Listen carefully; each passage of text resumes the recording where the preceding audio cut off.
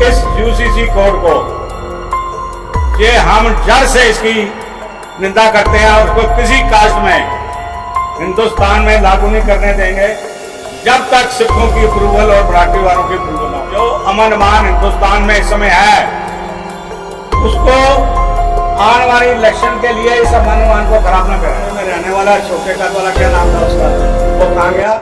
हिंदुस्तान की सरकार ने ये सोचा छोड़ा कि हम यूनिवर्सल सिविल कोड जो है वो लाएंगे।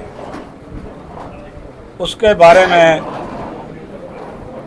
समुच्चे हिंदुस्तानियों को किसी भी लफ्ज़ ABC भी उसके बारे में नहीं बताया गया था।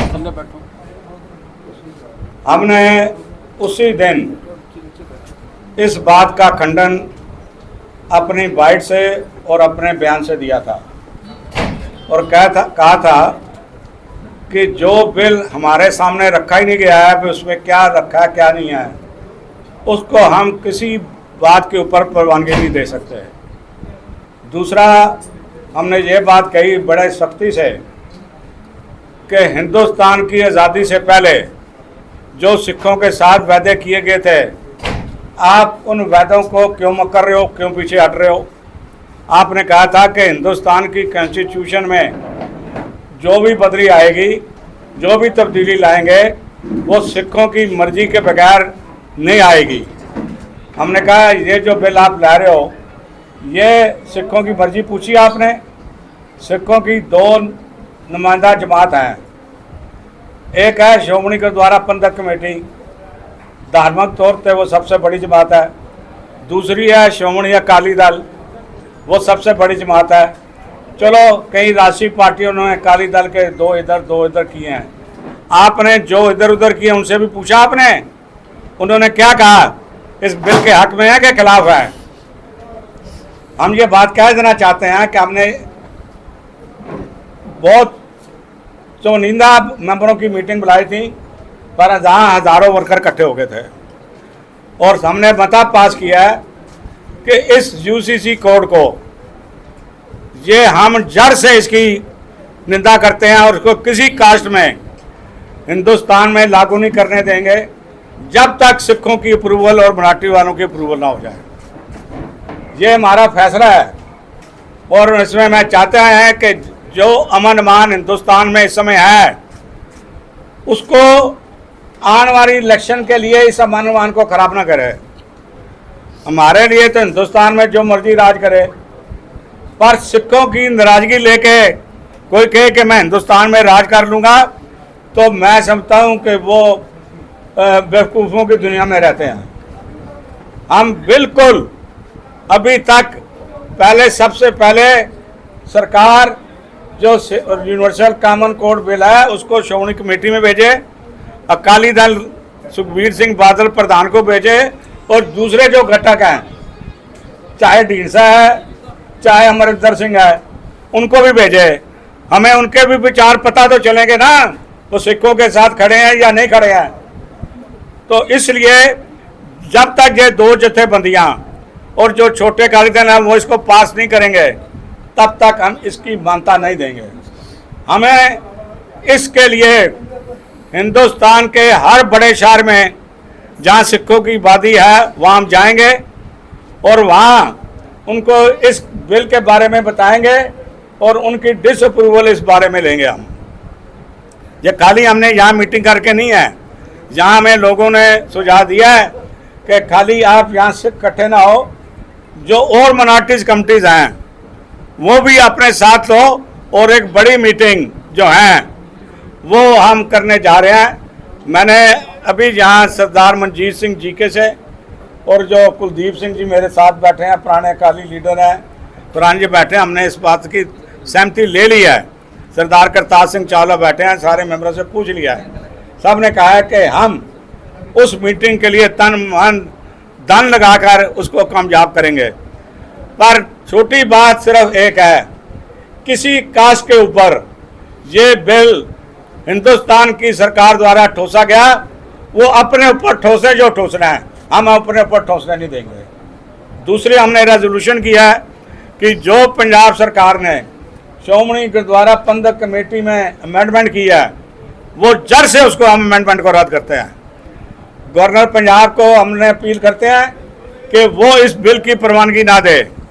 दूसरा हम ये कहते हैं, ये बिल अगर पंजाब सरकार राज्यसभा और लोकसभा में भेजेगी तो हिंदुस्तान की सरकार मिनॉरिटीज का ध्यान रखते हुए, मिनॉरिटी इंस्टीट्यूशन का ध्यान रखते हुए, श्रोमणी गुरुद्वारा प्रबंधक कमेटी जैसी संस्था का ध्यान रखते हुए इस बिल को लोकसभा और राज्यसभा में लाने से टोटली इनकार कर दें। ये हमने ये फैसला किया हमारी संगत ने। देश अंदर लोक सभा चोणों तो पहला यूनीफार्म सिविल कोड यानी कि UCC ਨੂੰ ਲੈ ਕੇ ਬਹਿਸ ਬਹੁਤ ਤੇਜ਼ ਹੋ ਗਈ ਹੈ। ਦੇਸ਼ ਦੀਆਂ ਕਈ ਪਾਰਟੀਆਂ ਇਸ ਦੇ ਸਮਰਥਨ ਵਿੱਚ ਨੇ ਤੇ ਕਈ ਪਾਰਟੀਆਂ ਇਸ ਦਾ ਸਖਤ ਵਿਰੋਧ ਵੀ ਕਰ ਰਹੀਆਂ ਨੇ ਅਤੇ ਇਸ ਸਾਰੇ ਵਿਚਕਾਰ ਪ੍ਰਧਾਨ ਮੰਤਰੀ ਨਰਿੰਦਰ ਮੋਦੀ ਦੁਆਰਾ ਦਿੱਤਾ ਗਿਆ ਬਿਆਨ चर्चा का विषय बन गया है कि यूनिफॉर्म सिविल कोड के नाम पर ऐसे लोगों को भड़काने का काम हो रहा है। आप मुझे बताइए, एक घर में परिवार के एक सदस्य के लिए एक कानून हो, परिवार के दूसरे सदस्य के लिए दूसरा कानून हो, तो क्या वो घर चल पाएगा? क्या कभी भी चल पाएगा क्या? फिर ऐसी दोहरी व्यवस्था से देश कैसे चल पाएगा? हमें याद रखना है कि भारत के संविधान में भी नागरिकों के समान अधिकार की बात कही गई है। जिथे PM मोदी ने भोपाल विच BJP ਦੇ ਬੂਥ ਵਰਕਰਾਂ ਨੂੰ ਸੰਬੋਧਨ ਕਰਦਿਆਂ ਹੋਇਆ ਕਿਹਾ ਕਿ ਜੇਕਰ ਇੱਕ ਘਰ ਵਿੱਚ ਦੋ ਕਾਨੂੰਨ ਜਾਂ ਨਿਯਮ ਹੋਣ ਤਾਂ ਕੀ ਘਰ ਚੱਲ ਸਕੇਗਾ, ਜੇ ਨਹੀਂ ਤਾਂ ਫਿਰ ਦੋਹਰੇ ਨਿਯਮਾਂ ਨਾਲ ਦੇਸ਼ ਕਿਵੇਂ ਚੱਲੇਗਾ। ਸੂਤਰਾਂ ਦਾ ਕਹਿਣਾ ਹੈ ਕਿ ਯੂਨੀਫਾਰਮ ਸਿਵਲ ਕੋਡ ਲਿਆਉਣ ਦੀ ਤਿਆਰੀ ਵਿੱਚ ਲੱਗੇ ਕੇਂਦਰ ਦੀ ਭਾਜਪਾ ਸਰਕਾਰ ਨੂੰ ਉਧਵ ਠਾਕਰੇ ਦੀ ਸ਼ਿਵ ਸੈਨਾ ਦਾ UCC ਨੂੰ ਲੈ ਕੇ ਸਮਰਥਨ ਪ੍ਰਾਪਤ ਹੋਣ ਦੀ ਉਮੀਦ ਹੈ। ਇਸ ਤੋਂ ਪਹਿਲਾਂ ਆਮ ਆਦਮੀ ਪਾਰਟੀ ਨੇ ਸਮਰਥਨ ਦੇਣ ਦੀ ਗੱਲ ਕਹੀ। ਆਮ ਆਦਮੀ ਪਾਰਟੀ ਦਾ ਕਹਿਣਾ ਹੈ ਕਿ ਉਹ ਸਿਧਾਂਤਕ ਤੌਰ ਤੇ ਇਸ ਬਿੱਲ ਦੇ ਸਮਰਥਨ ਵਿੱਚ ਨੇ। AIMIM ਦੇ ਪ੍ਰਮੁੱਖ ਅਸਾਉਦੀਨ ਓਵੈਸੀ ਨੇ ਸਮਾਨ ਨਾਗਰਿਕ ਸੰਹਿਤਾ UCC ਨੂੰ ਲੈ ਕੇ ਪ੍ਰਧਾਨ ਮੰਤਰੀ ਨਰਿੰਦਰ ਮੋਦੀ ਤੇ ਨਿਸ਼ਾਨਾ ਸਾਧਦਿਆਂ ਕਿਹਾ ਕਿ UCC ਦੇ ਨਾਂ ਤੇ ਪ੍ਰਧਾਨ ਮੰਤਰੀ ਮੋਦੀ ਕੇਵਲ ਹਿੰਦੂ ਸਿਵਲ ਕੋਡ ਲਾਉਣਾ ਚਾਹੁੰਦੇ ਹਨ, ਜਿਸ ਦਾ ਉਹ ਪੁਰਜ਼ੋਰ ਵਿਰੋਧ ਕਰਦੇ ਹਨ।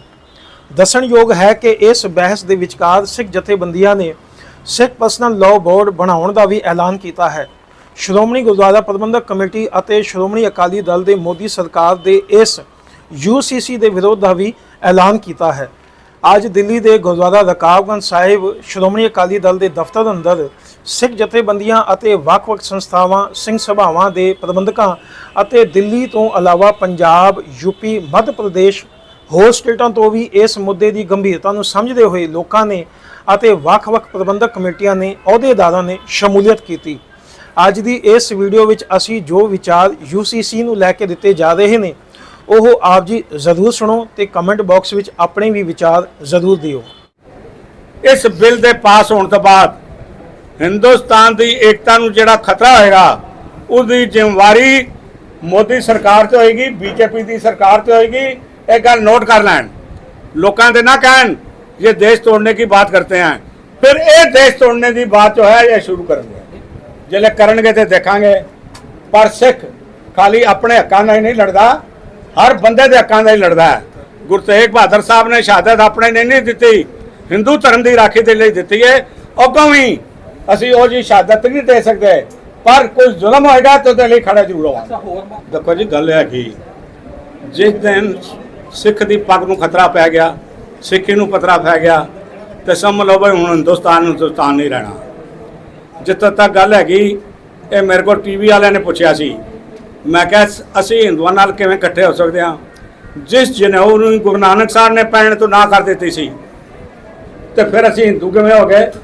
उन्होंने अपना धर्म चलाया, सब कुछ अपनी गल कीती है, तो फिर इस बारे किसी नूं कोई शक नहीं हैगी भाई सिखां दी अपनी आइडेंटिटी हैगी, अपना धर्म है, अपना कल्चर है। जिस कल्चर के सारे हिंदुस्तान आज़ाद होया है। अगर सिक्खी गुरु नानक साहब ने शुरू ना की होंगी तो अज मुगलों के हथों निकल जाना सी, बदला अंग्रेजों के हथों च रहना सी। ये साडी स्पिरिट जी पैदा की सी, 10वें पातशाह ने अमृत की दात दे के उस स्पिरिट ने हिंदुस्तान में उठाया। कि 2010 या 11 में यूपीए की सरकार ने नन मैरिज एक्ट पास किया था। और वो नन मैरिज एक्ट पहले तो ये था कि सिखों की शादियां हिंदू मैरिज एक्ट में रजिस्टर्ड होती थी।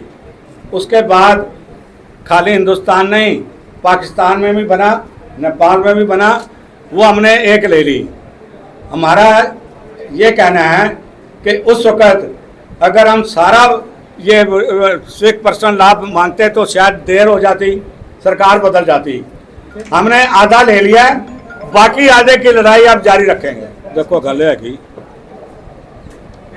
आम आदमी पार्टी, हम सब यहाँ जितने बैठे हैं, और जो एजिटेशन 2011-12 में हुई है वो हमारे सामने हुई है। तो सबको मालूम है कि ये बीजेपी द्वारा शुरू कराई गई थी और ये बीजेपी के बी टीम बोलते हैं। आज वो जो पुणे में रहने वाला छोटे कद वाला, क्या नाम था उसका, वो कहाँ गया? अब शब्द पढ़ो, बाबा बोलते थे, कहाँ गए? कहाँ गया वो? की नाम? हाँ, अन्ना हजारे। आज वो कहाँ है? बीजेपी का काम पूरा करा के वहाँ उसको बैठा के चला गया। इसलिए ये जो आम आदमी पार्टी की बात है, बीजेपी की बात है, ये एक ही थैली के चट्टे बट्टे हैं, इसमें कोई फर्क नहीं है।